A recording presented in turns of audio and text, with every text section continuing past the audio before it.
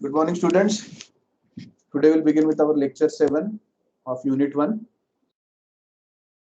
This particular lecture will conclude Unit 1, and from tomorrow onward we'll start with Unit 2. Let me first highlight the syllabus of Unit 1. So we had data types, after data types, types of data structures, primitive data types, non-primitive data types, linear and non-linear data structures, and we had algorithmic notation, format conventions, statement and control structures, and the final topic was time and space analysis that we're going to see today. And as you know, we have completed these both main parts, and now we are completing the third part, that is time and space analysis today. And this is what we have studied so far. We are parallelly discussing on some prerequisites. These prerequisites is not only for this paper, but for other courses also. We have seen what is data structure, then we have seen algorithmic notations. So this is all what we have seen in algorithms, so that it becomes easy for you to write an algorithm. I'll give you few exercises related to this course to convert or to write algorithms. So initially I'll tell you to write an algorithm on bubble sort, selection sort, insertion sort. Okay. So you can go through this, then even stack and queue. You can write algorithms for this. Today we will discuss time and space analysis. These are the two web references that you can go through.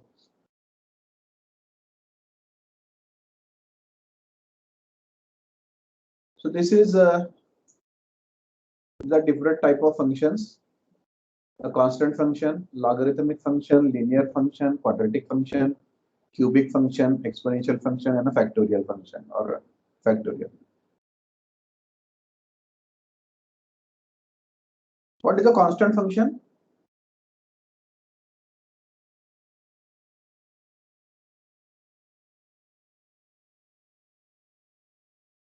Like f of x is equal to, yes, constant is a variable which value cannot be changed. So like if you have a function f of x equal to 5, so if you draw a graph like this, 1, 2, 3, 4, 5, 6, 7, these are the x values, and these are the y values.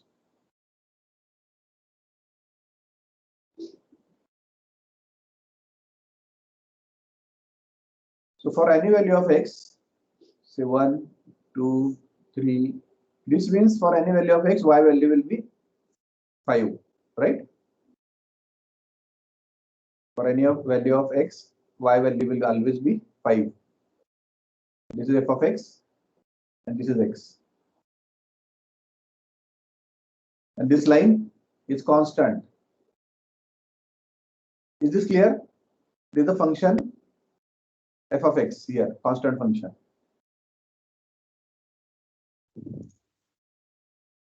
Is this clear, students? Constant function clear hai? Yes, sir. Yes, sir. Okay, now we'll discuss about linear function. Linear function. F of x equal to x.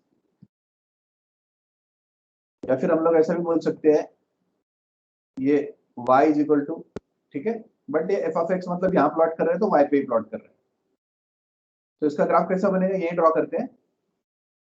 अगर x 1 हुआ output 1 होगा, x 2 हुआ output 2 होगा, ये अगर 8 हुआ तो output 8 होगा. Got it? Yes, 1 sir. अगर 1 है, 2 अगर 2 है, 3 अगर 3 है, 4 अगर 4 है. तो you see this is the linear function. ये सा ग्राफ बनता है. What about quadratic?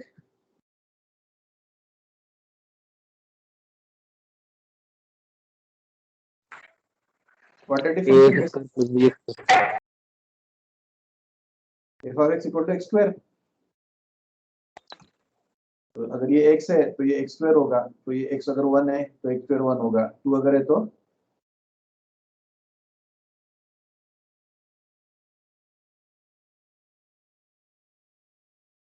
तो इसका ग्राफ कैसा बनेगा?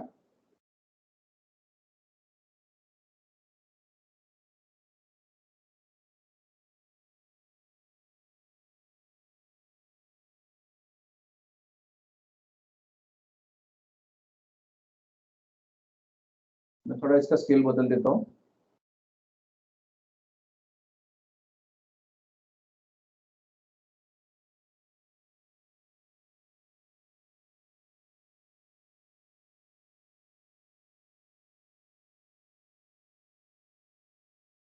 दो से इंक्रीमेंट किया हूं मैंने उसको, ठीक है। 1 का 1 आएगा, ये 1 है तो ये 1 होगा। 2 का 4 तो 4 यहाँ होगा। 3 का 9 तो यहाँ होगा। 4 का 16 तो यहाँ होगा। 5 का 25 तो यहाँ होगा। तो ये ऐसा बनता है। Got it? समझ में आ गया? Yes, sir. Yes, sir. Yes, sir. अगर नेगेटिव वैल्यू डालते हैं तो ये कैसा दिखेगा? आपको मशीन लर्निंग के लिए बता रहा हूं मैं,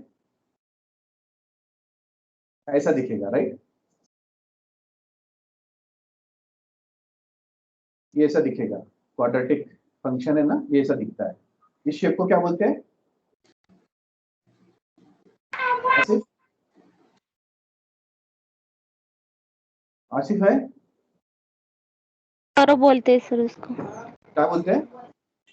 कर्व। नहीं, कर्व है। कर्व है। यूनियन क्या? Parabola parabola, right. Correct. Parabola, ठीक है ना? This is parabola, okay. Parabola. So this is a polynomial. See like this, ये polynomial है। It can be even like this, 2x square plus 2n plus 1, ऐसा भी equation हो सकता है। इस इक्वेशन को हम लोग क्या बोलते हैं? Quadratic equation, right? हाँ, और दूसरी बात आपको ये भी पता होगा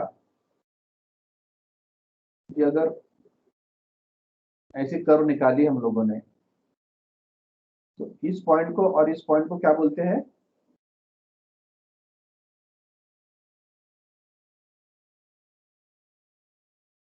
सपोज ये इक्वेशन है 2x square plus 2n plus 1, hypothetical है, और इसका ऐसा ग्राफ आता है, और ये 2 पॉइंट्स है, ये x एक्सिस है, ये y एक्सिस है।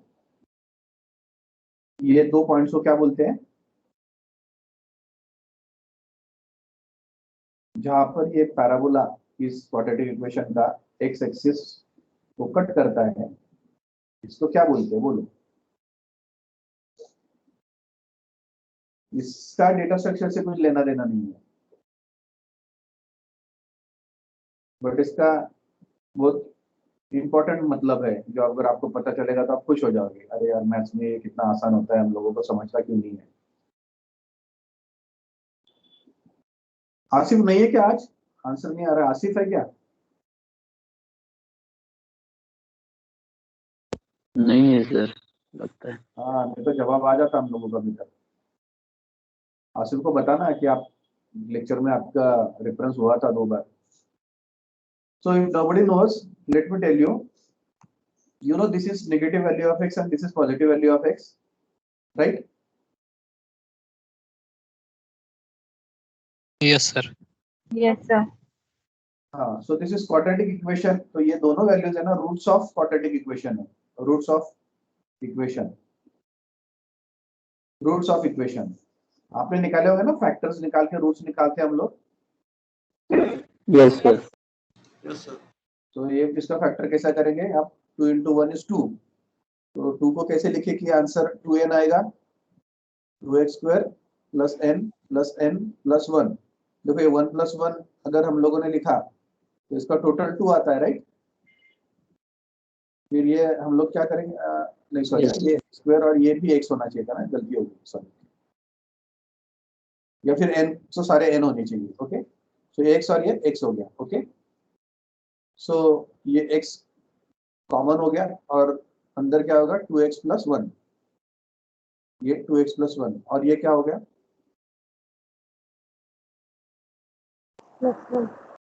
हाँ देखो, ये 2x² है, x plus 1 x कॉमन निकाला हम x लोगों plus ने, 1 ये x क्या plus आएगा?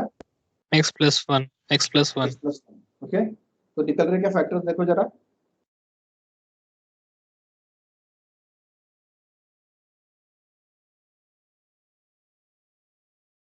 ये हो गया 2x² + x, right, and this is into x+1।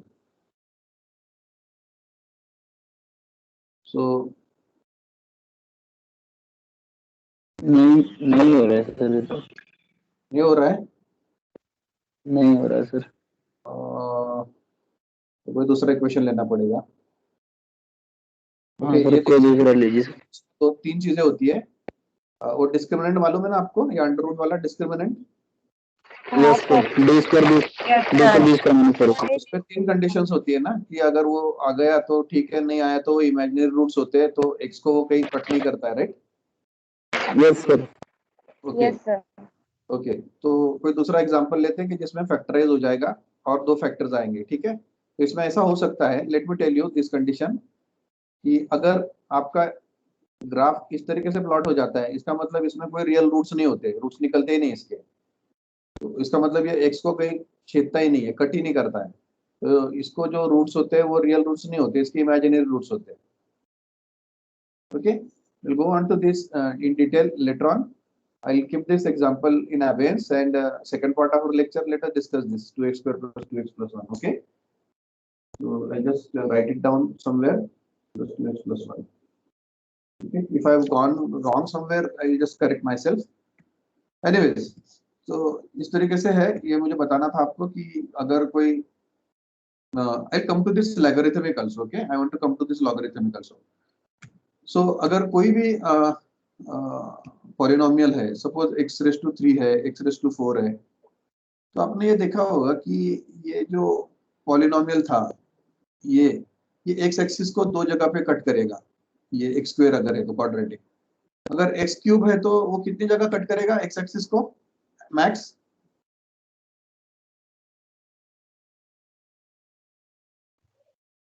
तीन एक, दो, तीन जगह पे कट करेगा। तीन जगह ओके, तीन जगह पे कट करेगा, मतलब ये जो मिनिमम है और ये मैक्सिमम है, यानी ये जो क्या बोल सकते हैं हम लोग, ये तो जो शेप्स है ना, ये ऐसे नीचे जाता है और ये ऊपर जाता है, तो ऐसे शेप्स डिग्री -1, तो डिग्री इसका 3 है, 3 - 1 2, तो इतने बार वो नीचे या ऊपर जाएगा, ये आपको थोड़ा पता होना चाहिए, ठीक है। अगर ये नेगेटिव है तो इसका जो शेप होता है वो उसका ऑपोजिट होता है। अगर ये x⁻⁷ है तो कितने बार कट करेगा x एक्सिस को? 7 7 7 1 2 3 4 5 6 7, ठीक है, इस तरीके से। और ये शेप देखो, ये 1, ये 2, ये 3, ये 4, ये 5, ये 6, ये -1 टाइम्स हो गया। ओके, तो ये होता है ना कि कोई भी अगर पॉलिनोमियल हो तो इसका ये बिहेवियर इस तरीके से होता है, ये हम लोगों को पता होना चाहिए। और मैंने जो बोला ना आपको, ये रूट्स इसके 7 रूट्स निकल सकते हैं। रूट्स निकालना मतलब वो एक्स को कितनी बार इंटरसेक्ट करता है वो कर्व, तो ये 7 बार कर सकता है, 6 बार कर सकता है, 5 बार कर सकता है, इसका मतलब है 7 से कम बार होगा, 7 से ज्यादा नहीं होगा। क्वाड्रेटिक में इमेजिनरी रूट्स आ सकते हैं, एक रूट आ सकता है, दो रूट आ सकते हैं। देखो, एक रूट कब आएगा? जब ये एक्स एक्सिस पर यहां पर कट करेगा, देखो एक ही रूट आएगा, राइट, गॉट इट।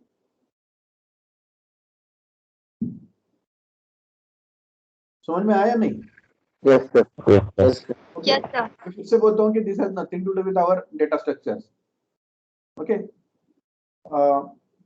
अगर चांस मिला तो मैं आपको, अगर कोई पॉलिनोमियल दिया है तो कैलकुलेटर के ऊपर उसके रूट्स कैसे निकालने वो भी देखेंगे हम लोग, सो आपको वो भी कंसेप्ट क्लियर हो जाएगा।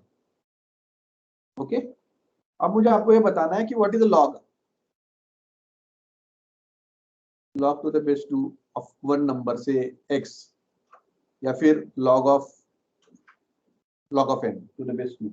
What does this mean? इसका मतलब क्या होता है बताओ.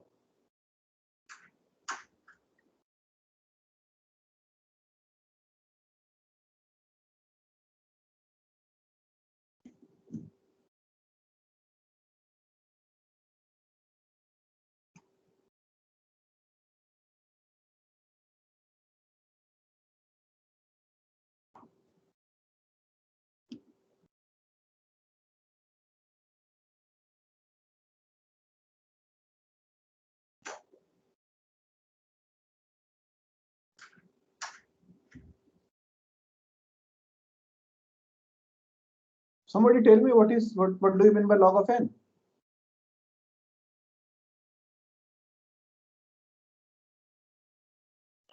N log x. What do you mean by log n to the base 2?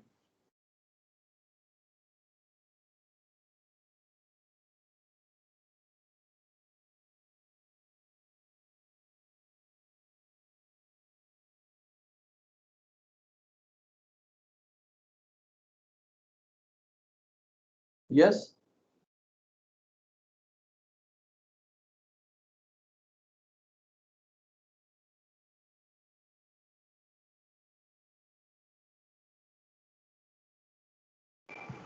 Two log n, sir. 2 log n.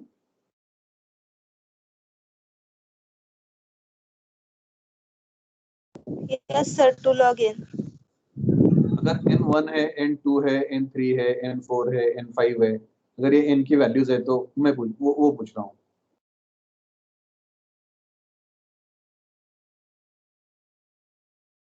ये तो सर देखना पड़ेगा ना टेबल में. हाँ टेबल में देखना पड़ेगा ना सर. हाँ, टेबल तो देखना पड़ेगा, मगर रफली अगर हम लोग को कुछ चीजें पता है, सपोज ये 2 का है, 4 का है, 6 8 हाँ सर, है. अगर यहाँ पे 2 होगा तो 1 हो जाएगी वैल्यू. देखो मैं बोलता हूँ आपको कैसे आसानी से उसको कैसा देखना है. ठीक है, देखो pay attention. log 2n, read this. okay, log 2n. तो आपको किस चीज का log पता है? बेस 2. 2 का पता है ना? Log base. Yes sir, yes sir. 1 है. 1 है.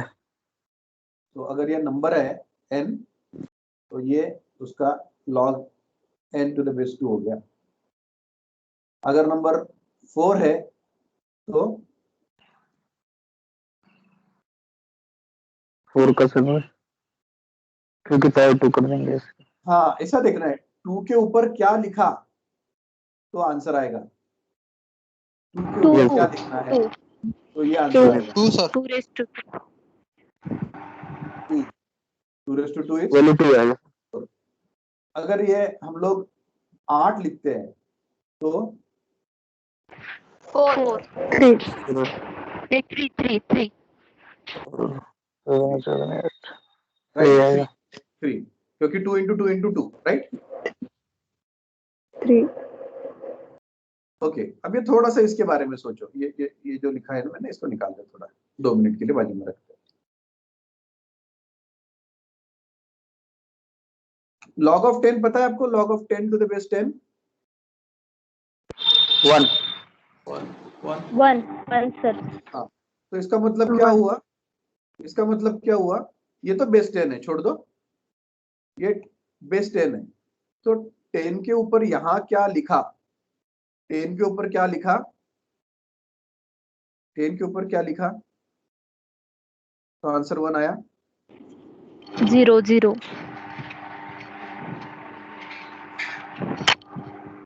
अब देखो log of 100 क्या आता है? to the base 10 10. कितना आता है? 10. 2 आएगा. 2 आएगा. यानी 10 के ऊपर अगर 2 लिखा, 10 के ऊपर 2 लिखा तो ये 2 आएगा. ओके, इसमें कुछ अगर गलत है तो 2 मिनट उसको छोड़ते हैं, क्योंकि हम लोग इंटरेक्ट करके आंसर्स लिख रहे हैं, ठीक है। Log Yes, sir. ऑफ 10, इसका आंसर दो।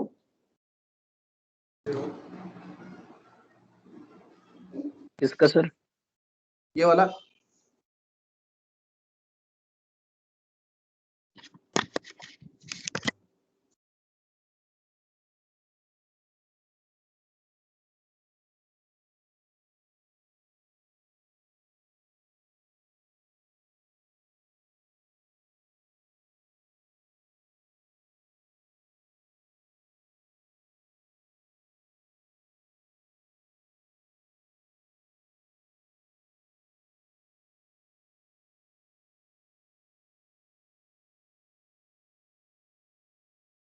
नहीं आ रहा आंसर।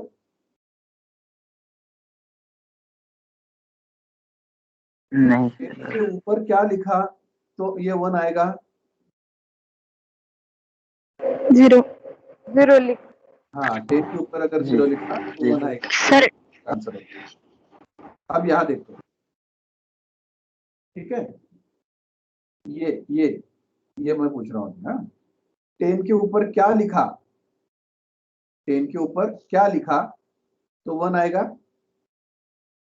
सॉरी, 10 के 0 ऊपर क्या लिखा तो 10 आएगा। 0 10 के ऊपर 0 लिखा तो 10 आएगा। नहीं 1 1 आएगा। राइट, तो 10 के ऊपर अगर 1 लिखा तो 1 आएगा। गॉट।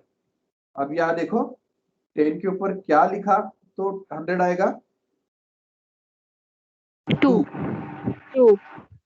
तो ये पावर्स का हिसाब है सब।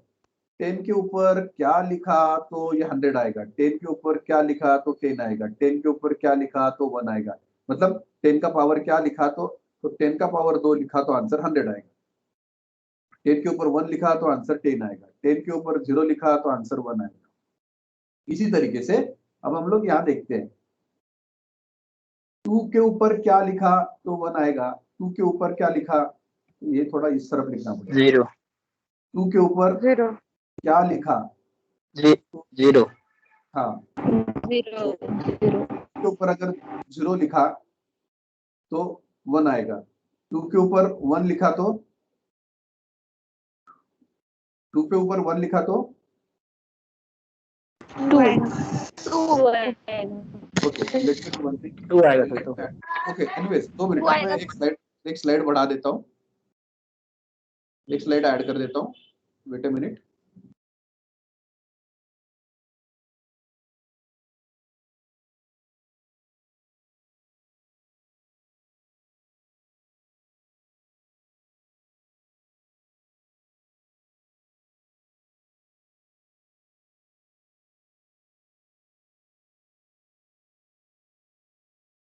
ये देख रहे हैं हम लोग, राइट। तो जो हमें पता है ना वो लिख लेते हैं हम लोग, तो आसान हो जाएगा। 1 हम लोगों को पता है, 2 हम लोगों को पता है, 4 हम लोगों को पता है, 8 हम लोगों को मालूम है। मैंने आपको अभी थोड़ी देर पहले बताया कि 2 के ऊपर क्या लिखा तो n आएगा, 2 के ऊपर क्या लिखा तो ये 1 आएगा। ये जनरल फॉर्मूला है। 2 के ऊपर क्या लिखा तो 2 आएगा, 2 के ऊपर क्या लिखा तो 4 आएगा, 2 के ऊपर क्या लिखा तो 8 आएगा। चलो यहाँ से करते हैं शुरू। 2 के ऊपर क्या लिखना है कि वो 1 आएगा। 0 2 के ऊपर क्या लिखना है तो आंसर 2 आएगा। 1 and your number, any number raised to 1 always same. 2 raised to 2 2 raised to 2 मतलब 4, और ये 2 raised to 8। 2 raised to इसका ग्राफ निकाल के देखते हैं। 1 2 3 4 5 6 7 8, 2 3 4 5 6 7 8। ये सपोज हमारे n है और यहाँ पर हम लोग प्लॉट करते हैं log ऑफ n, ठीक है। 1 2 3 4 5 6 इस तरीके से 1 2 3 4 5 6। तो ये लॉगरिथमिक फंक्शन कैसा रहेगा वो देखते हैं हम लोग। अगर n हमारा 1 है, n कौन सा लेना है हम लोगों को, ये जो वैल्यूज है ना 1 2 4 8, ये वाली वैल्यूज 1 2 4 8 ये वाली वैल्यूज है। और ये देखो ये है 1, सॉरी ये 0 है, ये 1 ये 2 और ये 3, ये लॉग की वैल्यूज है, लॉग ऑफ n, और ये हमारा n है। ठीक है, ये समझ में आ गया टेबल? Yes sir. ठीक है, अभी हम लोग इसको प्लॉट करके देखते हैं कि लॉगरिथमिक फंक्शन किस तरीके क्या नेचर का होता है। अगर ये 1 है तो ये वैल्यू 0 है, ठीक है, चलो प्लॉट कर दिया। अगर ये 2 है तो log n की वैल्यू 1 है, तो ये 1 हो गया। ये अगर 4 है तो इसका वैल्यू 2 है, तो चलो ये हो गया। अगर ये 8 है तो इसका वैल्यू 3 है, ये वैल्यू 3 है। तो ये देखो ये ऐसा कर्व होता है। Got it? ये लॉगरिथमिक कर्व है। नेचर आ गया समझ में फंक्शन का? Yes, sir. Okay, so you refer to this slide to understand what is log to the base 2. Okay, यहाँ पर हम लोगों ने जो हम लोग करते हैं ना, ये डिस्कशन करते हैं। डिस्कशन में हर एक पर्सन जो है ना वो सोचने लगता है। ठीक है, कोई कुछ आंसर देता है, कोई कुछ आंसर देता है, आप जो बोलते हो मैं वो लिखता हूँ।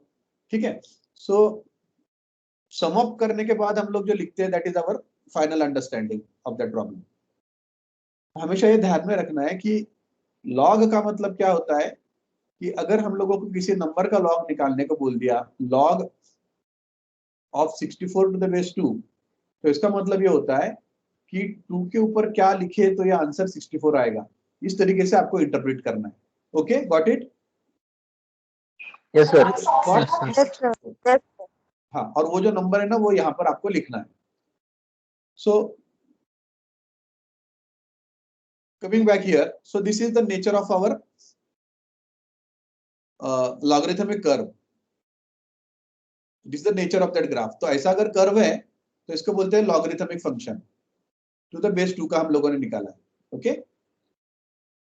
आप ये देखेंगे यहाँ पर कि ये 4 के लिए, ये 1 के लिए 0 है।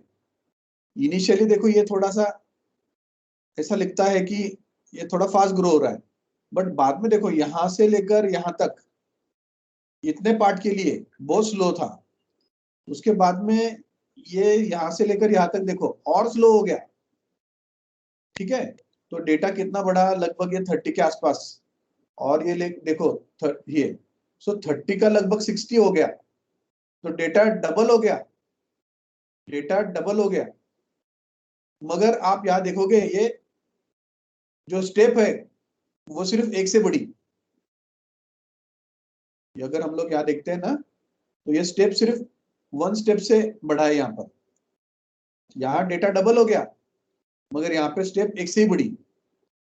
चलो मैं एक एग्जांपल बताता हूँ आपको। आप ऐसा एक खेल खेलते थे, याद है आपको, कि चलो भाई 1 से लेकर 100 तक का कोई भी एक नंबर आप ध्यान में रखो। तो को जो स्टूडेंट होता था, दूसरा आपका फ्रेंड होता है, वो कोई नंबर ध्यान रखता है, मन में लाता है। सपोज उसने ध्यान में रख लिया 5, फिर आप उसको क्या पूछते हो, ये 50 से छोटा है क्या बोलो या बड़ा है? नंबर गेसिंग। तो वो बोलता है कि 50 से छोटा है। जब वो बोलता है 50 से छोटा है तो हम लोग 51 यानी 50 से लेकर 100 तक इतना नंबर इग्नोर कर देंगे, तो हमारा प्रॉब्लम आधा हो जाएगा, राइट? अगली बार फिर से पूछेंगे हम लोग 25 से बड़ा है या छोटा है, यानी मिडल नंबर निकालते हैं, तो और 25 नंबर्स कब हो जाएंगे? फिर हम लोग 12, 12.5 कुछ तो बोलेंगे उसको कि 12 से छोटा या बड़ा है। So this kind of problems दो पार्ट में अगर डिवाइड होते हैं ना, तो इसका टाइम कॉम्प्लेक्सिटी होता है ना, तो ये log to n के हिसाब से लिखा जा सकता है। You will understand this later on also. तो ये इस तरीके से नेचर ऑफ लॉगरिथमिक फंक्शन है। ये लीनियर फंक्शन का नेचर है। जैसा ये 1 होगा तो ये 1 होगा, ये 2 होगा तो यहां से भी 2 होगा, ये 5 होगा तो यहाँ से भी 5 होगा, ये सपोज 20 होगा तो ये भी 20 होगा. सो this is linear function. These are the nature of the graph. n multiplied by log 2n. देखो ये log n वाला नेचर ऐसा था, अब ये नेचर कैसा हो गया, n into log 2n, थोड़ा सा ऐसा हो गया. ठीक है. n square quadratic function. अब ये स्केल जो है ना, ये थोड़ा बड़ा वाला स्केल है, अदरवाइज आपको ऐसा दिखता था. ठीक है. ये n क्यूब का नेचर है, ये और ज्यादा बढ़ गया. 2 raised to n है. देखो ये इनिशियली छोटा है, मगर यानी ये 9 तक 500 है, 1 से लेकर 9 तक 500 के अंदर है, और 9 और 10 अगर हो गया तो यही 500 हो जाते हैं, और 10 और 11 हो गया यहाँ 500 हो जाते हैं. ये 11 के पहले ही होते हैं एक्चुअली. और फिर यहाँ से देखो ये 11 और ये 12 लगभग है, अंदाजन थोड़े से. तो यहाँ पे देखो ये 2000 लगभग होगा, और ये 4000 है. तो जब ये एक ही से बढ़ता है तो यहाँ का ये लगभग 2000 से बढ़ेगा. इसके आगे और ज्यादा बढ़ेगा, इसके आगे और ज्यादा बढ़ेगा. 2 raised to n. इसको एक्सपोनेंशियल फंक्शन बोलते हैं हम लोग. And this is factorial. ये देखो यहाँ तक तो 5000 तक था, तो ये 7 में 5000 है, और ये 8 में देखो कितना हो गया, 40000. अब ये 9 अगर होगा तो कितना होगा. सो फैक्टोरियल सबसे ज्यादा तेजी से बढ़ता है फंक्शन. तो let us see this in a table, कि अगर कोई कांस्टेंट फंक्शन है और मेरा कांस्टेंट 1 है सपोज, तो ये हमेशा 1 रहेगा. This is n. log to the base n 10 का देखते हैं हम लोग, एक्सट्रीम का देखते हैं, तो 3.32 है. अगर n है फंक्शन तो 10 होगा. n इंटू लॉग n 33.12 होगा. n स्क्वायर 10 इंटू 10 100 होगा. n क्यूब 10 इंटू 10 इंटू 10 होगा. 2 raised to n मतलब 2 raised to 10 होगा, और n फैक्टोरियल मतलब 10 का फैक्टोरियल होगा. तो आपको इस डायग्राम में देखो, आपकी सबसे ज्यादा तेजी से बढ़ने वाला फंक्शन कौन सा है. Factorial. फैक्टोरियल. n factorial. आपको, हाँ, आपको क्वेश्चन पूछा जा सकता है ऑब्जेक्टिव में कि arrange the following in the order of complexity. तो ऐसा कर दिया होगा, n होगा, n क्यूब होगा, log to the base n होगा, और n फैक्टोरियल होगा. ये ए ऑप्शन है. तो ये गलत है ना option. n yes sir. n cube, ये log टू n छोटा है उससे, तो ये यहाँ नहीं आना चाहिए था. ऐसा भी हो सकता है log टू n n n cube n factorial. तो ये सही वाला आंसर है, और 2 गलत वाले आंसर बनाने में कोई डिफिकल्टी नहीं है. ठीक है. तो इस तरीके से जो एग्जामिनर है या पेपर सेटर है, वो ये टेबल देखकर ये सारी वैल्यूज बनवा देगा आपको, यानी ऑप्शंस बनवा देगा आपको, फिर वो सही ढूंढना है. तो जब आपको कोई कुछ चीज डिफिकल्ट लगे ना, तो ये 10 वाली चीज करके देखना है आपको. और हमेशा एक ध्यान में रखना है, कांस्टेंट सबसे छोटा होता है. log टू n, क्योंकि ये n है और ये n मल्टीप्लाइड बाय दिस है, तो इसके बाद में ये आता है. ओके. सो हम लोगों ने ये टेबुलर फॉर्मेट में थोड़े अंडरस्टैंड करने की कोशिश की कि कौन सा फंक्शन किस तरीके से ग्रो होता है. This is also called as growth of a function. आपने देखा होगा ये बहुत तेजी से ग्रो हो रहा है ये फंक्शन. आपने देखा होगा कि इनिशियली ये n क्यूब ज्यादा तेजी से ग्रो हो रहा है. 1 है, इसका 1 है, देखो ये 8 है, ये 2 है, ये 27 है, ये 6 है, ये 64 है, ये 24 है, ये 125 है, ये 120. अब ये देखो ये यहाँ से बढ़ना शुरू हो गया, ये फंक्शन उससे ज्यादा तेजी से बढ़ रहा है. तो इनिशियली n फैक्टोरियल ये हमेशा n क्यूब से छोटा रहता था, मगर जब ये n का वैल्यू 6 हो गया तो देखो ये बढ़ना शुरू हो गया. तो n फैक्टोरियल का स्पीड उसके बाद में बढ़ना शुरू हो गया. Got it. Yes sir. चलो यहाँ पर हम लोगों ने सिर्फ ये फंक्शन के नेचर स्टडी किए कि वो कैसे ग्रो हो रहे हैं. Now will come back. कोई अगर प्रॉब्लम हम लोगों को सॉल्व करने को दिया है तो हम लोग पहले फ्लो चार्ट निकालते हैं. यूजी की बात कर रहा हूँ, हम लोग फ्लो चार्ट निकालते थे. फिर एक इनफॉर्मल लैंग्वेज में हम लोग एल्गोरिथम लिखेंगे. The algorithm is independent of any programming language. आपको मालूम है ये. Algorithm लिखे जाने के बाद हम लोग प्रोग्राम लिखते हैं. प्रोग्राम एक फॉर्मल लैंग्वेज होती है. फॉर्मल लैंग्वेज सी हो सकती है, C++ हो सकता है, जावा हो सकता है, पाइथन हो सकता है. करेक्ट.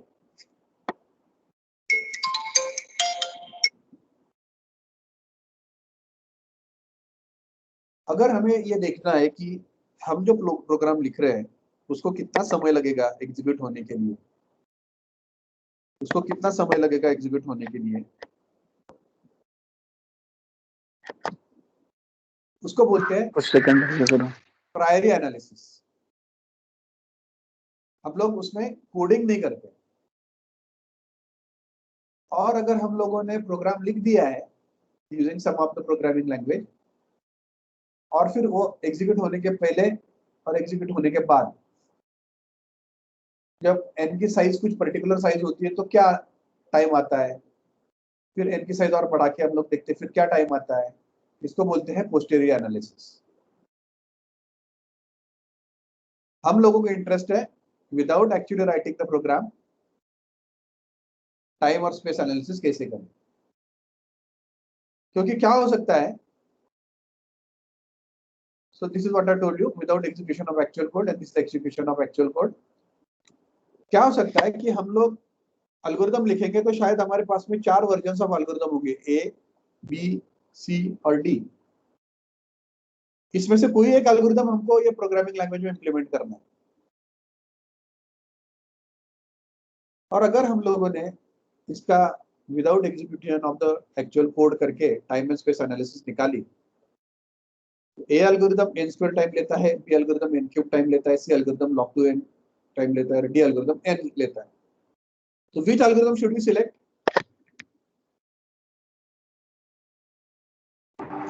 D.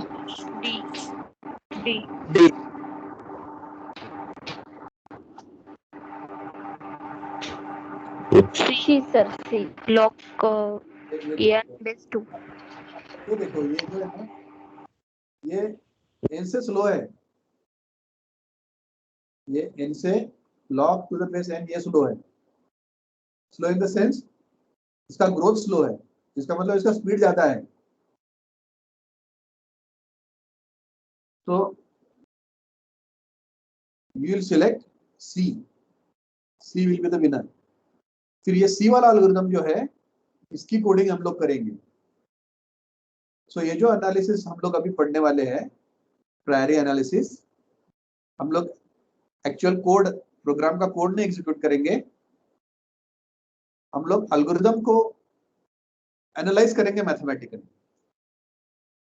सो ये प्रायोरी एनालिसिस होता है, मैथमेटिकल एनालिसिस होता है.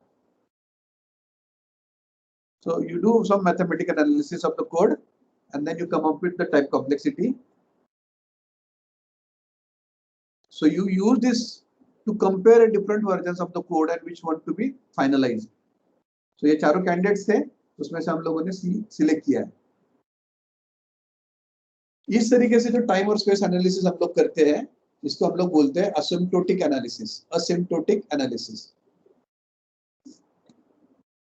हमें वो एल्गोरिथम चाहिए जो एल्गोरिथम लेस टाइम लेगा और लेस स्पेस लेगा. Less time and less space. We want some algorithm that takes less time and less space. Further, the speed of execution of implementation of the algorithm is also dependent on आप कौन सा computer hardware use कर रहे हो. पुराना computer, पुराने वाले computer देखो, आपको मालूम होगा 486 था, पेंटियम था. अब i सीरीज ऑफ प्रोसेसर आ गई है, i3, i5, i7. तो जितना लेटेस्ट प्रोसेसर होगा, लेटेस्ट ऑपरेटिंग सिस्टम होगी, उतना स्पीड बढ़ेगा. ये डिपेंड करता है कि कितना बिट कंप्यूटर है, 32 बिट है, 64 बिट है, depends. Programming language also matters कि प्रोग्राम अगर आप C++ में से लिख रहे हो या जावा में से लिख रहे हो, कौन सा कोड फास्टर होता है, C++ के या जावा का?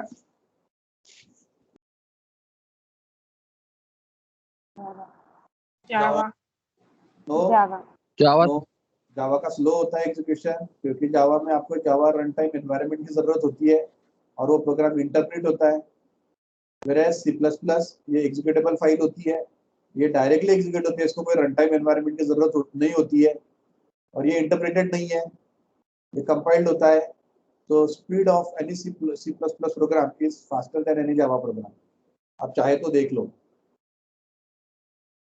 Then compiler use for compilation of the code, अगर आप कोई ऑप्टिमाइजिंग कंपाइलर यूज कर रहे हो तो उसका स्पीड नेचुरली ज्यादा होगा क्योंकि वो ऑप्टिमाइज फॉर एग्जीक्यूशन होगा। So you should know this major things.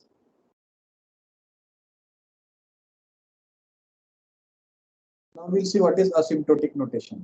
Okay, asymptotic का मतलब होता है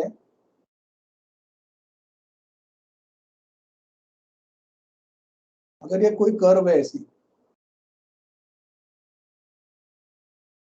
तो इन द लॉन्ग रन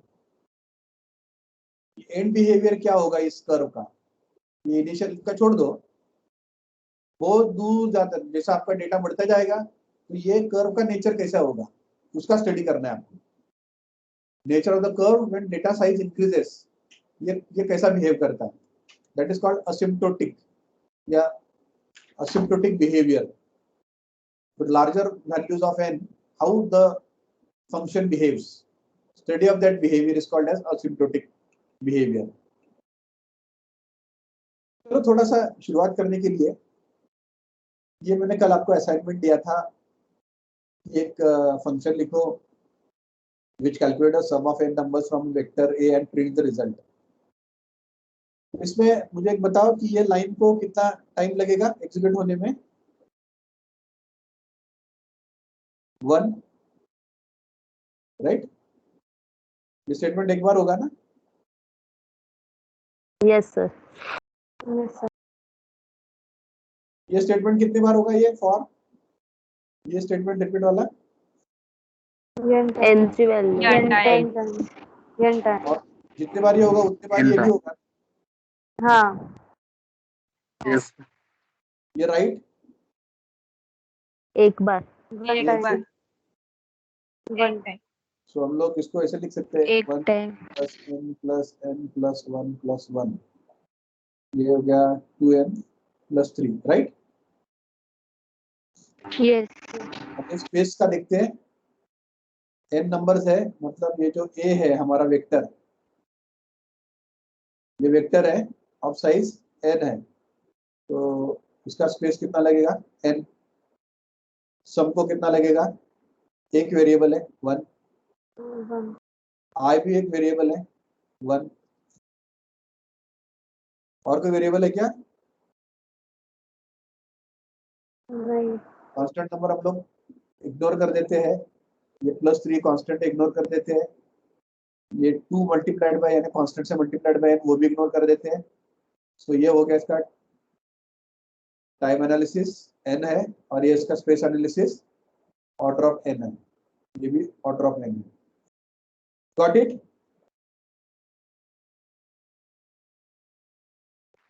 सर ये वाला नहीं समझ में आया, स्पेस एनालिसिस। देखो ये वेरिएबल ए वेक्टर है ना, एरे कितनी है a, यस। इसमें कितने एलिमेंट्स है, n नंबर है, इसमें कितने, n नंबर है, तो इसको स्टोर करने के लिए कितना लगेगा, n बाइट्स लगेगा, राइट? n bytes. यस। क्या लिखा है मैंने, ये देखो, ये n प्लस 1 n, ये कभी कभी क्या होता है फॉर लूप में आप ऐसा ये करते हो, i is equal to 0, i less than n, i plus plus, तो ये n टाइम्स सॉरी ये 1 टाइम एग्जीक्यूट होता है, ये n टाइम एग्जीक्यूट होता है, और ये n प्लस 1 टाइम एग्जीक्यूट होता है। तो ये 3 चीजें होती है ना, इसको इग्नोर कर देंगे, इसको इग्नोर कर देंगे, और इसको n प्लस 1 बोलते हैं, क्योंकि इसमें सबसे ज्यादा क्या है n प्लस 1, तो फॉर इम्प्लीमेंटेशन है तो n प्लस 1 भी आता है। फाइनली क्या होता है, इसको हम लोग कंसिडर नहीं करते। ओके, तो ये a ऑफ n n हो गए, फिर ये सम जो वेरिएबल है सम sum यस कितनी सर। बार आ रहा है, वो डिफाइन कितने बार हुआ है, एक ही बार हुआ है, ठीक है? Yes sir. एक ही नाम यानी वो एक ही वेरिएबल है और वो उतना बाइट्स लेगा, राइट? हम लोग समझते हैं कि एक बाइट लिया उसने, ठीक है, या एक मेमोरी लोकेशन लिया है, ठीक है, सो 1। yes sir, और ये I, इसने भी सपोज एक मेमोरी लोकेशन लिया है, सो ये n memory location plus 1 memory location plus n memory location, so it becomes n plus 2। इसलिए हम लोगों ने इसको लिखा है order of n। Got it? yes sir, yes sir. यहाँ पर देखो ये स्पेस एनालिसिस मतलब टाइम एनालिसिस जो है इसको हम लोगों ने कैलकुलेट किया है, और ये इंपॉर्टेंट है, ये इग्नोर करना है, कोई भी प्लस करते हो कांस्टेंट इसको इग्नोर करो, और ये पॉलिनोमियल टर्म में कोई भी अगर हम लोग कोई कांस्टेंट मल्टीप्लाई करते हैं उसको भी इग्नोर करना है, तो ये ऑर्डर ऑफ n हो गया। तो 3 तरह के नोटेशंस है एसोसिएटिव नोटेशंस में। One is called as big O notation, जिसको हम लोग बोलते हैं असिम्प्टोटिक अपर बाउंड या वर्स्ट केस। दूसरा होता है बिग ओमेगा, उसको हम लोग बोलते हैं असिम्प्टोटिक टाइट बाउंड या एवरेज केस। तीसरा होता है थीटा, इसको हम लोग बोलते हैं big theta, theta asymptotic lower bound या बेस्ट केस। 3 प्रकार के नोटेशंस होते हैं। Now let us try to understand this 3 notations mathematically. Okay, थोड़ा सा ये समझने की कोशिश करो। अगर कोई इक्वेशन हम लोग को दिया है 3n³ + 2n² + 60, तो ये 3n³ जो है और ये 2n² + 60 जो है, तो जब डेटा की साइज बढ़ती जाएगी, यानी इनिशियली n वाज 1, फिर 2, 3, 4, इस तरीके से 10 तक आ गए हम लोग, तो आप ये देखो ये 3n³ जो है वो ज्यादा स्पीड से बढ़ रहा है। देखो आप यहाँ पर जब n का वैल्यू 10 है तो ये 2n² + 60 ये 500 के ऊपर गया नहीं, 250 के आसपास कहीं तो भी है। और ये 3n³ वाली टर्म देखो कितनी बढ़ गई है, 3000 के आसपास चली गई, राइट? तो इन द लॉन्ग रन क्या होता है, in the long run you can ignore such terms और importance is given to the term with the highest degree. Okay, 3n³ जो है उसका growth more faster than 2n² है, और उसमें 60 ऐड किया तो कोई मतलब नहीं है, 60 ऐड होना बहुत छोटे अमाउंट है। यानी अगर ये 3000 है, इसमें 60 क्या होता है, कुछ भी नहीं है। जब ये 10 से 11 हो जाएगा तो ये समझो 500 गया, उसमें 60 भी ऐड हो गया, तो ये क्या हुआ, 3000 से 3500 हो जाएगा, बड़ा हो जाएगा वैल्यू। तो 60 कुछ ज्यादा मैटर नहीं करता, तो कांस्टेंट हमेशा इग्नोर होता है। Anyways, see now this O notation, pronounced as big O notation, also called as asymptotic upper bound या फिर worst case। जब भी हम लोग एल्गोरिथम लिखते हैं ना, तो ये बेस्ट केस वगैरह में हम लोग कुछ ज्यादा इंटरेस्टेड नहीं रहते। we are always interested in the worst case। Worst case में ये प्रोग्राम कैसा बिहेव करेगा, ये बहुत इंपॉर्टेंट होता है। सपोज हमारा कोई प्रोग्राम है और उसका ये नेचर है, ये वाला f of n, ये नेचर है सपोज f of n, ये हमारा प्रोग्राम का फंक्शन है। हम लोगों ने उसका टाइम एनालिसिस निकाला और हमें वो इक्वेशन मिला है सपोज 2n² + 5n + 1, ऐसा मान के चलते हैं हम लोग। ओके, 2n² + 5n + 1, ये बिहेवियर मिला है हम लोगों को।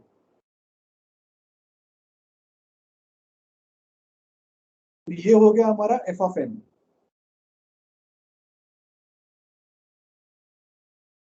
पता है आपको अभी f of n क्या हो गया? Have you understood this?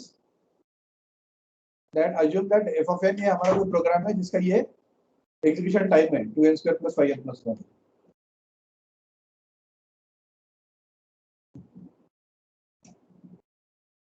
f of n समझ में आ गया कि f of n क्या है? Am I audible?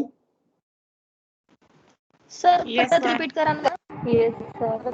yes sir, हाँ, मैं रिपीट करता हूँ। अज्यूम करो कि हमारे पास में कोई कोड था जैसा यहाँ पर ये कोड था हमारा, और हम लोगों ने 2n+1 निकाला था, राइट? Yes sir. इसी तरीके से कोई और एक कोड है हमारे पास जिसका टाइम कॉम्प्लेक्सिटी हम लोगों ने निकाला 2n² + 5n+1, और अज्यूम करो कि उसका ये ग्राफ है। Is it okay?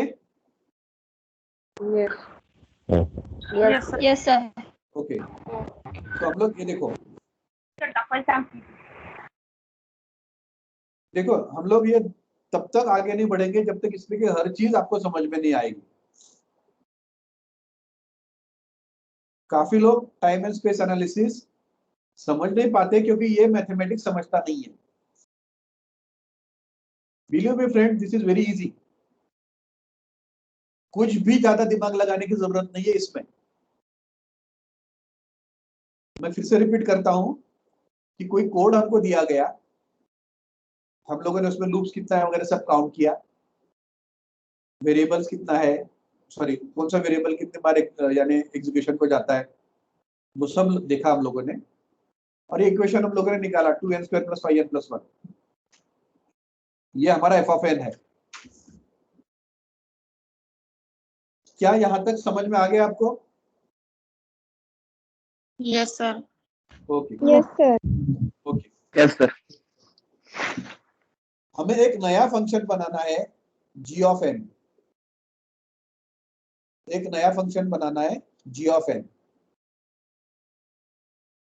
वो फंक्शन कैसा होना चाहिए कि अगर कोई कांस्टेंट नंबर से इस फंक्शन को हम लोग मल्टीप्लाई करें,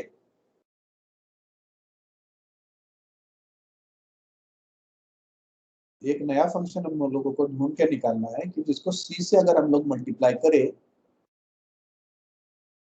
तो किसी पॉइंट के बाद, किसी n के वैल्यू के बाद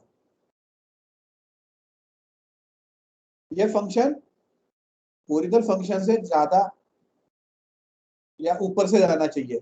उदाहरण ये देखिए, c × gn किसी वैल्यू के बाद, मतलब ये वैल्यू के बाद हमेशा ये f(n) के ऊपर से जा रहा है। देखा आपने?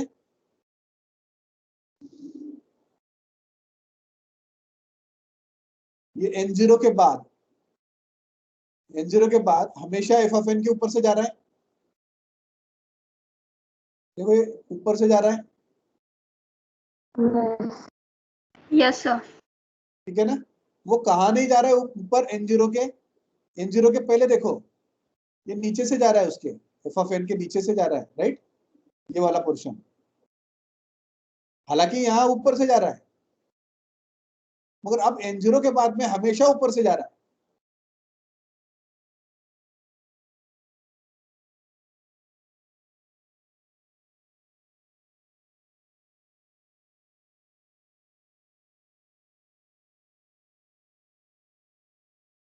तो मैं इस चीज को फिर से रिपीट करता हूँ, जब तक अंडरस्टैंड नहीं होगा तब तक रिपीट करते रहूंगा। We have a function f(n). We have to find a new function g(n). हमें ऐसा ऐसा ढूंढना है कि कोई एक c ऐसा है नंबर, वो c कैसा होना चाहिए? पॉजिटिव कांस्टेंट होना चाहिए। कैसा होना चाहिए? पॉजिटिव नंबर होना चाहिए। Positive. हाँ, तो c × g(n) से अगर किया तो हमेशा ये वैल्यू f(n) के ऊपर से जानी चाहिए। और कितना हम लोगों ने माफ किया है कि कोई एक वैल्यू के पहले अगर ऐसा नहीं होता है तो चलेगा, मगर किसी वैल्यू के बाद में वो हुआ तो चलेगा।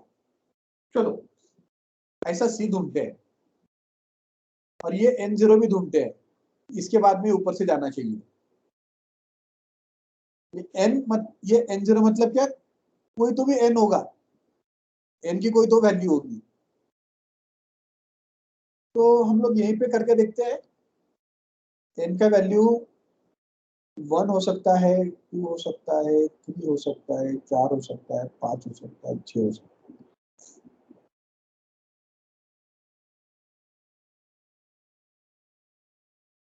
ये हमारा f(n) हो गया। f(n) मतलब क्या? 2n² + 5n+1, ठीक है? Students tell me one thing, अगर मैं ये g(n) 2n² लेता हूं,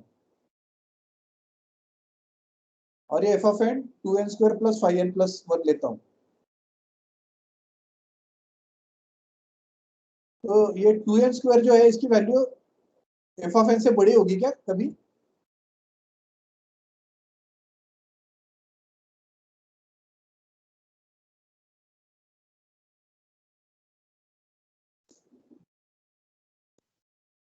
नहीं सर। अगर मैं g ऑफ एन लेता हूँ, ये c का वैल्यू 1 ले लिया, सपोज c 1 है, और ये g ऑफ एन, यार ठीक है, थोड़ा सा चेंज करता हूँ फिर से, c का value c into ji of N है, ठीक है, c लेता हूं मैं 2 और ये g ऑफ एन लेता हूं n square, g of N क्या हो गया, n स्क्वायर एन वाला फंक्शन है, और c क्या हो गया 2, सो 2 इंटू एन स्क्वायर जो फंक्शन होगा ये जो वैल्यू देगा, और ये F of N 2n square plus 5n plus 1 ये क्या वैल्यू देगा बताओ?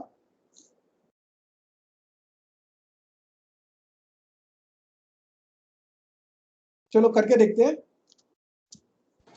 8. 1 के लिए क्या होगा 8, 8.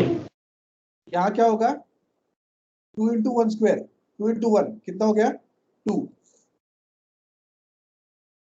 ये 2 होगी तब क्या वैल्यू होगी 19, n का स्क्वायर मतलब 4 का स्क्वायर, सॉरी 2 का स्क्वायर 4, 4 टू 8, 8 प्लस 10, 18 प्लस 1 19, ये क्या होगा 2 का स्क्वायर 4, 4 इंटू 2, मुझे बताओ कि अगर आप ये वैल्यू सॉल्व करते गए, क्या ऐसा समय आएगा कि इसका वैल्यू इससे ज्यादा आएगा c into ji of n, ऐसा होगा क्या कभी कि इसका value c into ji of n will be greater than f of n, होगा क्या ऐसा? नहीं नहीं कभी नहीं होगा। व्हाई? क्योंकि इसमें ये टर्म ऐड हो गया है ना 5n प्लस 1, ये हमेशा ऐड होते जाएगा, हाँ। इसमें नहीं हो रहा है, तो c का वैल्यू ऐड होगा, c का वैल्यू 2 नहीं चलेगा। नहीं चलेगा। चलो ये हम लोग इरेज कर देते हैं कि ऐसा नहीं चलना है।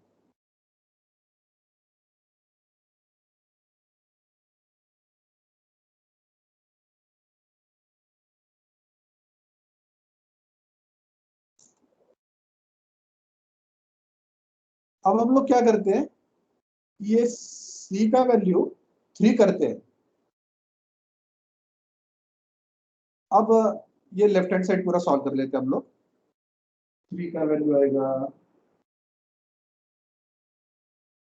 9, 18, 15, 34,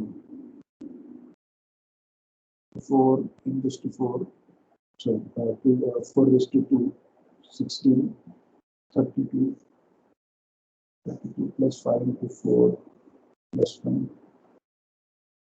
ये हो गया 53। आप भी कैलकुलेट कराओ, मेरे से भी गलती हो सकती है।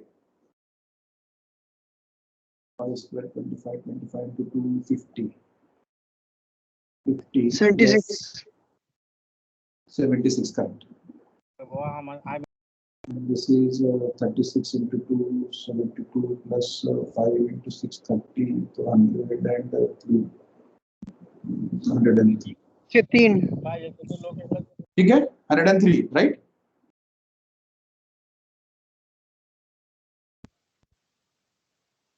Thirty six into two is 72 plus 5 6 30, ये 1 इसमें ऐड हो गया 73 प्लस 30, 70 प्लस 30 103, 103 राइट। ठीक है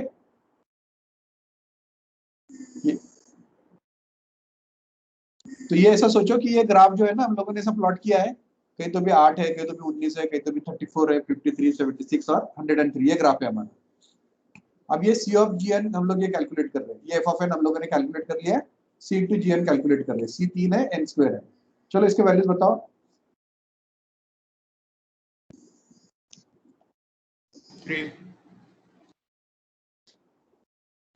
3 into N square, n is 1, 3 3 okay, 3. Next, 7, 12. 12, 12. 12, next, 27, 27, 27, next is 48, 48. What about next?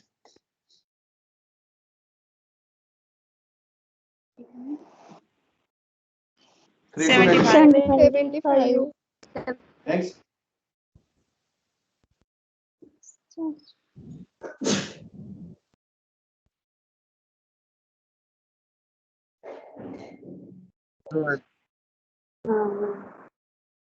108, right?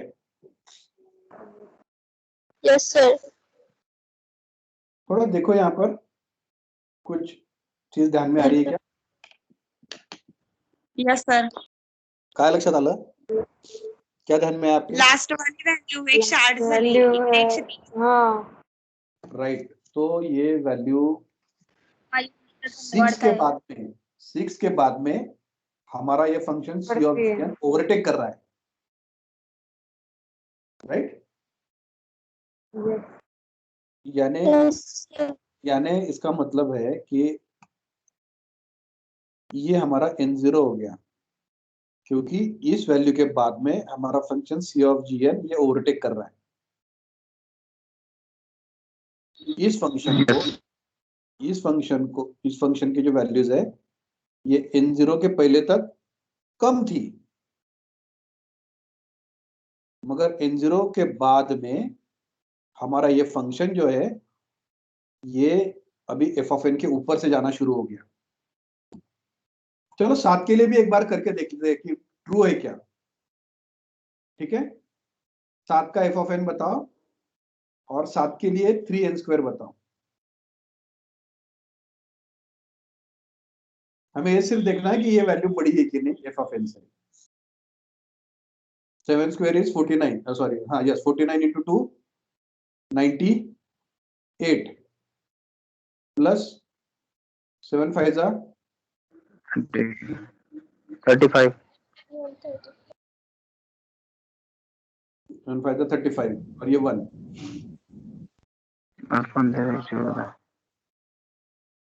कितना होगा? 13. 134 करेक्ट है। 134. Yes sir. अभी 3n² निकालो। n² क्या है? 49। 147, 7. 49 into 30. 147, राइट? 147, राइट, अभी ये Yes, तो हमेशा sir. बढ़ते जाने वाला है। तो हम लोगों को ये n0 कितना मिला है? 6, राइट? Yes, sir. अब ये n0 के पहले क्या था कि हमारा फंक्शन इसका वैल्यू छोटा था, मगर ये n0 के बाद में अब ये हमारा जो फंक्शन है ये हमेशा Yes. f ऑफ n से ऊपर से ही जाएगा। और एक बात बताता हूं मैं कि अगर आप c की वैल्यू 4 लेते हो या 5 लेते हो या 6 लेते हो तो भी चलेगा, राइट?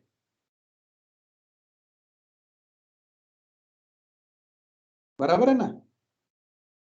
Yes, sir. तो उसमें क्या होगा? Yes, sir. n0 थोड़ा जल्दी आएगा, पर ये जो ग्राफ है ये थोड़ा और ऊपर से जाएगा, है ना? और ये n² की बजाय हम लोग अगर n³ ले लेते हैं या n⁴ लेते हैं तो वो भी और ऊपर से जाएगा। ये हमेशा f ऑफ n उससे नीचे ही रहेगा, सही है ना? yes sir, Yes, sir. Yes.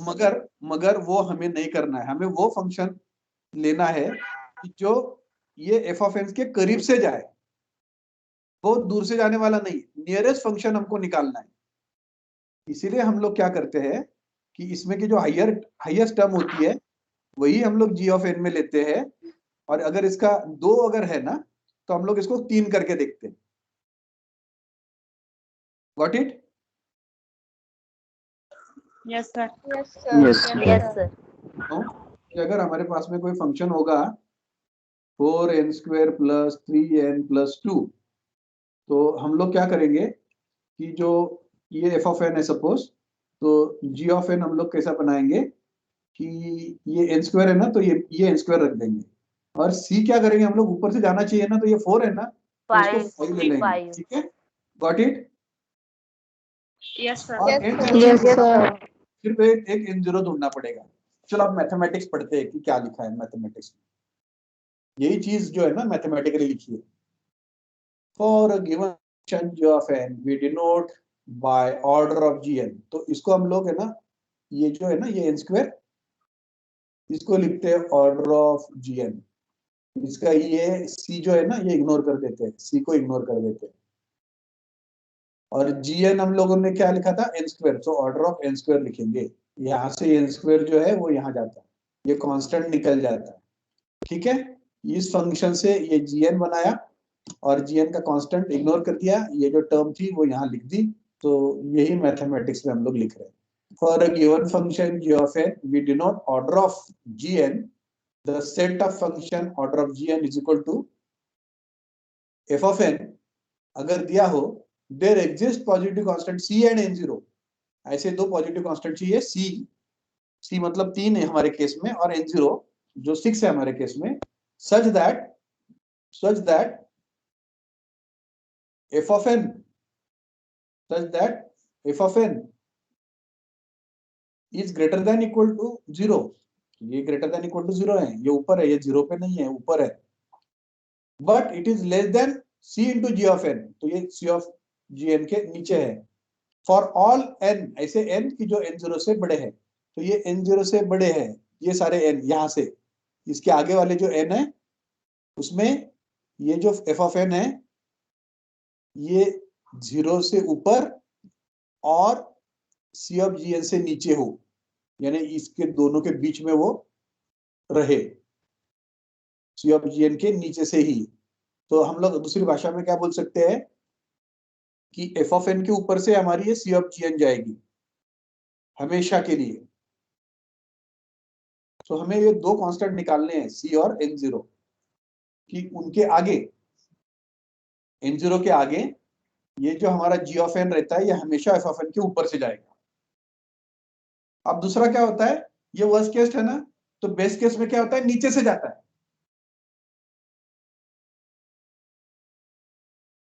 तो ये बेस्ट केस है। अभी देखो omega notation, asymptotic lower bound, best case. तो अगर हमारा फंक्शन वही है f of n is equal to 2n square plus 5n plus 1, तो ये अभी देखो ये किसी वैल्यू को ये नीचे से जा रहा है अभी, तो क्या वैल्यू लेते हैं सी की, और जी ऑफ एन की क्या लेनी है कि जो हमेशा नीचे से जाए किसी वैल्यू के बाद।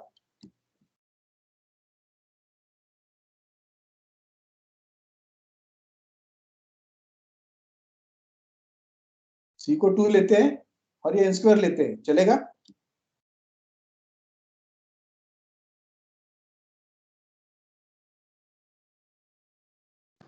Yes, sir. तो ये एफ ऑफ एन हो गया, और ये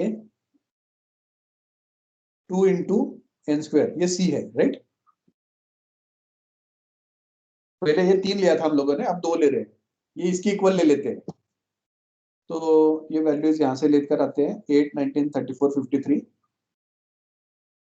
8, 19, 54, सॉरी 34, 53, क्या थी वैल्यूज, 76, 103। ठीक है, अब 2 इंटू एन स्क्वायर बोलो,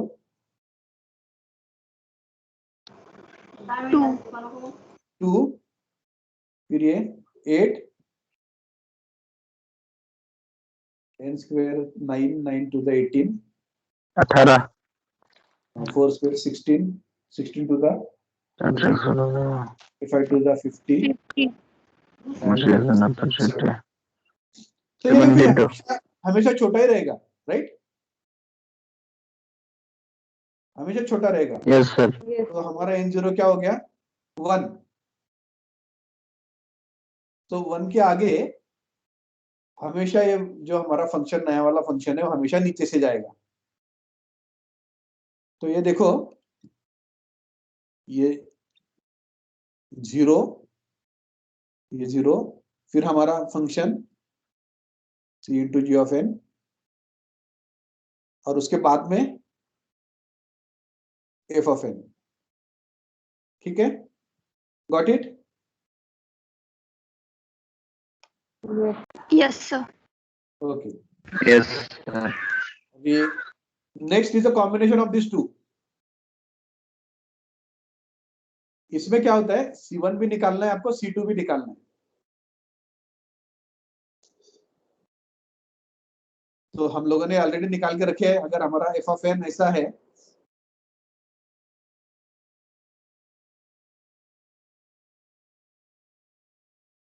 तो ये नीचे से जाना चाहिए। तो C1 हमारा 2 है, ऊपर से जाना चाहिए। तो C2 हमारा 3 है, और Gn n स्क्वायर है। तो ये पहला वाला n0 हमारा 1 था, ये दूसरा वाला n0 जो है हमारा, इसके लिए 0 था n0, और इसके लिए 6 था, राइट? तो हम लोग ये वाला 0 वाला n0 निकाल देते हैं। 6 के आगे, ये n0 इक्वल टू 6, इसके आगे हमेशा ये दोनों कर्व के बीच में ये f ऑफ n रहेगा। ये दोनों के बीच में से f ऑफ n जाएगा। सो इसके और इसके बीच में वो बाउंड रहेगा, इन दोनों कर्व्स के बीच में बाउंड रहेगा, इसके बाहर नहीं जाएगा। इन द लॉन्ग रन, यानी for larger values of n, f of n will be bound between these two values, c1 into gn and c2 into gn। हम लोगों ने ये ऊपर वाला पार्ट सेपरेट करके देखा है, हम लोगों ने नीचे वाला पार्ट भी सेपरेटली करके देखा है। यहाँ पर सिर्फ एक साथ करके देखना होता है। तो अगर कोई फंक्शन आपको दिया जाए 3n square plus 7n plus 5, तो सीधी सी बात है कि नीचे से जाना चाहिए, इसलिए c1 का वैल्यू होगा 3, ऊपर से जाना चाहिए इसलिए c2 का वैल्यू होगा 4, यानी इसके ऊपर एक वैल्यू, इसके नीचे वैल्यू, और डिपेंडिंग ऑन दैट हमें एक n0 मिलेगा इसके लिए और एक n0 मिलेगा इसके लिए। इन दोनों में से जो बड़ा होगा वो हमारा n0 रहेगा, फाइनल n0। अब हमको एक n0 मिला था 1, और ये दूसरा n0 मिला 6, तो हम लोग इसको इग्नोर कर देंगे, ये हमारा n0 हो जाएगा। इसके आगे ये दोनों फंक्शंस के बीच में से f ऑफ n जाएगा, और तब हम लोग अगर ये दो c1 और c2 निकाल लेते हैं, n0 फाइंड आउट हो जाता है, तो हम लोग उसको बोलेंगे थीटा ऑफ gn, लिखेंगे n square. Hope this is understood? Yes, sir. Yes, sir. Yes, sir. सिर्फ क्या है कि there exist two positive constant c1 c2 और एक n0, तो रिपीट आना चाहिए ये 0, फिर ये c1 इंटू gn,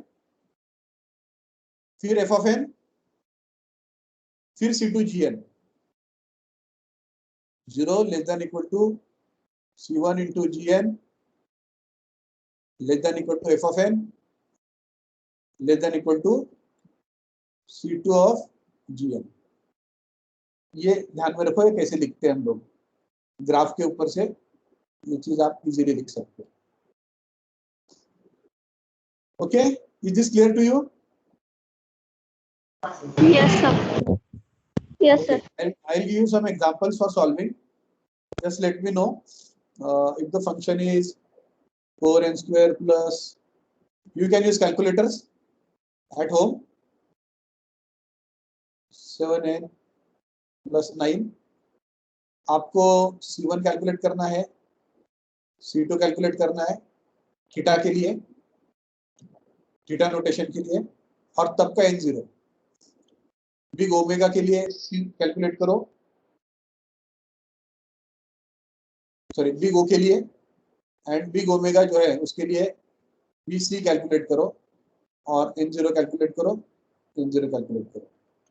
इसके लिए आपको मालूम है आपको क्या करना पड़ेगा, एक टेबल बनाना पड़ेगा n की वैल्यूज, ये f ऑफ n, और मैंने अभी बताया आपको ये छोटी वाली टर्म्स इग्नोर कर दो, ये बड़ी वाली जो टर्म है बी ओ के लिए आपको ये 5n² करके देखना पड़ेगा, ठीक है, ये बी ओ के लिए। फिर एक n0 आएगा, वो मुझे आप मुझे बताना है कि n0 क्या आया। और इसी फंक्शन को अगर हम लोगों को बिग ओमेगा निकालना है तो n आएगा, f ऑफ n यहाँ आएगा, और ये 4n² ही ले लेते हैं तो ये c का वैल्यू 4 हो जाएगा, और यहाँ पर n0 की वैल्यू क्या आती है वो मुझे बतानी है। तो ये एक n0, ये दूसरा, ये हो गया आपका c, यहाँ का हो गया c, और इसके लिए आपको मालूम है c1 और c2 क्या है, तो c1 होगा 4, c2 होगा 5, और आपको n0 निकालना है। तो मुझे c1, c2, n0 की वैल्यूज आपको बतानी है, और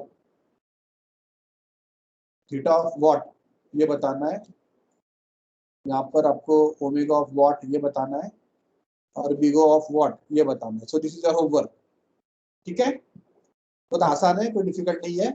I give much more exercises on WhatsApp. So dear students, here we finish the time and space complexity using asymptotic notations. If you have any query, you are free to ask me.